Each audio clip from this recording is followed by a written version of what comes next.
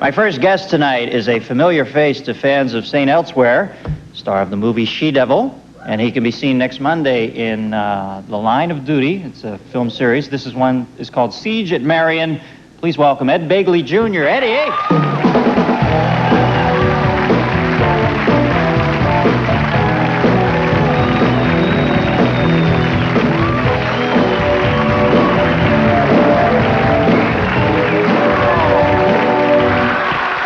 Eduardo. Good to see you, Dennis. Boy, you are just, you're becoming the point man in this whole ecology thing in this country, aren't you? Every time I see you, more often than not, you're speaking about ecology rather than show business. Well, thank you. I've been... Yeah, well, that's a good thing. Yeah. I've been interested in that stuff for a while. So I got involved in 1970, and now more than ever, it seems like, you know, we should take some action. So, yeah, I've been doing it a while. There's a lot that you can do. You know, it makes me feel like a drip when you say I've been interested in it for a while, because it just seems like, obviously, what else should we be interested in, you know? Yeah. It's the place we live. It's going to hell. Thank God. Thank God somebody's out there. Well, yeah, without solving that, you know, there's no real economy. You know, there are no jobs. There are no, you know, there's a bigger problem than homelessness. It kind of, you know, it's something that's bigger than all of it, possibly. So, right. You know, we got to put the brakes on and rethink the way we do things. Now, you really go to the limit, though. You have a whole section in your house, or one room of your house is completely dedicated to recycling, right? Yeah, the recycling I've been doing for a while, and that's nice, makes you feel very good, you know, and that's the way most people start on this environmental path, but that's not going to turn it around. Transportation is the big key. You have a solar car, right? Yeah, I have, all my cars are de facto solar cars because they are charged from my house current, which is charged by the sun. But none of them really have enough panels on them to power them. That's not feasible today. Well, with the ozone problems, are you getting better mileage? Or much better. The needle's peeking out now. we just heard. I heard the weirdest story about the Sun car. This kills me. You were dating Annette Bening and you took her to the Oscars in the Sun car? Is that true? I love this story. She was a good sport. She's a great lady. We went in the electric car, to the Oscars. She's a very concerned individual herself, and yes, we did go in an electric vehicle. This is true. Yeah, well, it's an exciting moment for a woman when she pulls up in front of the big Pasadena theater and she's in the Jetsons car. Yeah. You know, that's exciting. That was the last time I saw her, now that I think about it. It's probably just a coincidence. No, it's a kind of a golf cart with a windshield wiper and a horn. Yeah. But it's, you know, it's great. Well, I'm sure Warren's glad you're into ecology because... Don't go there. Don't go there. All right, I don't want to recycle that story. No. But now, what's the new flick about here, man? It's you play a cop in this one? The new flick is it's called Siege in the Line of Duty, Siege at Marion, based on this horrible true life event that happened in Utah. These people were holed up in their house. A lot of stuff had happened over the years. There was a bad incident that happened years before where this fellow was shot.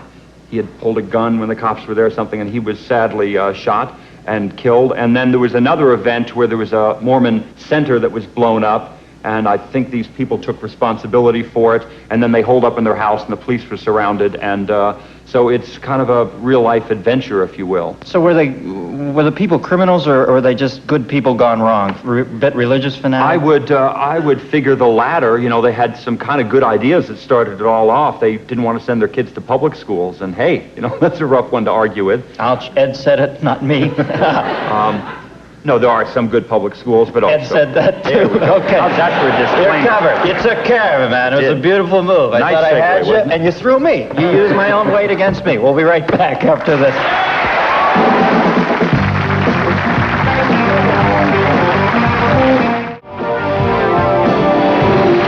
We're back with Ed Begley Jr. now. I want to look at this clip. This is from the film now. I don't know if I got the information out there in the beginning, but this is about a group of religious people who have taken over a place, and the cops are trying to get them on. Tess Harper's like the leader of it, and Ed's a cop, and this is the clip. Let's watch. Fred, set this up facing the door with a remote switch. Hit the switch, lights come on, blinds them temporarily.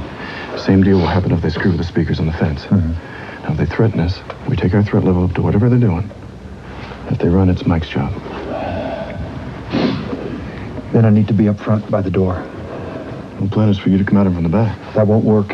Sea dogs aren't as smart as people. You need to tell them what you want. They need to see it. I can't have anyone between Mike and the subject. All right, Mike. Mike the dog? Oh, I learned a lot working with Mike. It isn't Mike the dog from Down and Out in Beverly Hills, is it? No, it's another dog. Oh, different It's a Mike the that was in dog. Canine, Give me a Mike actually. the dog type. Exactly. And I learned a great deal from him. I wound up with a little, bed of cedar chips when I was done, and a leather pull toy, and got my fur petted when I was done at the end of the day. There's things you can learn from the dog. Sure you can, Ed. No, Flatline. Let it go. I know. Okay. Let it go. Let it go. And I want to say, please, my kids went to public school, just so no one gets the impression I don't like public Oh, school. God, now you're getting thick with it. Okay, we covered it. We patched that hole. Okay, I hope so. But my kids they go to public schools, and they're very, very good in certain parts of the country. All right, you're absolved. Well, you got to cover yourself nowadays. you gotta We live cover in yourself. politically correctville, man. Exactly. It's tough, and you got to watch whatever you say or somebody.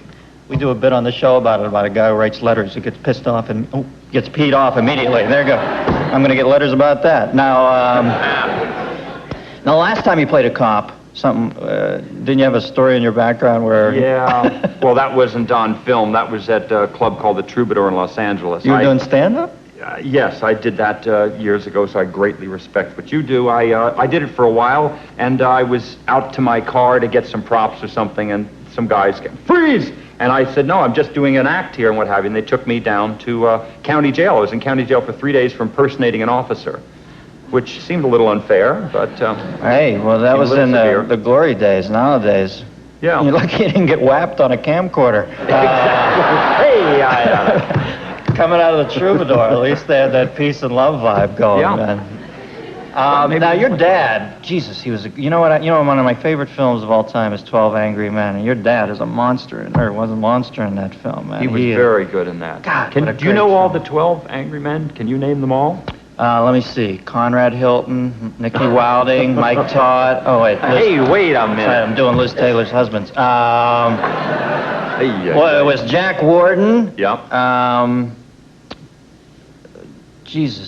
Jack Klugman. Yep. Robert Webber. No, I wouldn't have known P.G. Robert Marshall, Webber. Henry Fonda, Johnny Fiedler. I don't know them all. I'm like, it's not like I have this list in my Lee head. Marvin, Jim Brown. Hey, no, wait a John minute. Now you're back to that other list. Oh, sorry, that's 12. The Dirty Dozen. I lapsed into that. Now, it must be tough when you go to act now to live up to your father was such a great actor. Was it kind of unnerving for you? Yeah, it was a lot to live up to. He was certainly a very big man in many ways. He was had that voice and what have you. And but he was a good father. We got to be friends before he passed away, and that's quite a gift. He died in 1970 when I was 20, and so I got to spend some great time with him. He was a very good father, but a very large human being, and so. I was backstage at plays like Inherit the Wind and what have you with Paul Muni and Tony Randall. So that kind of gets you hooked into the business. Yeah, you had the bug early on. Yeah. Well, listen, the new film is In the Line of Duty, Siege at Marion on February 10th, 9 to 11 on NBC. NBC. Good to see you, Ed. Dennis, thank you. Take care. We'll be right back with Patsy Kensit after this.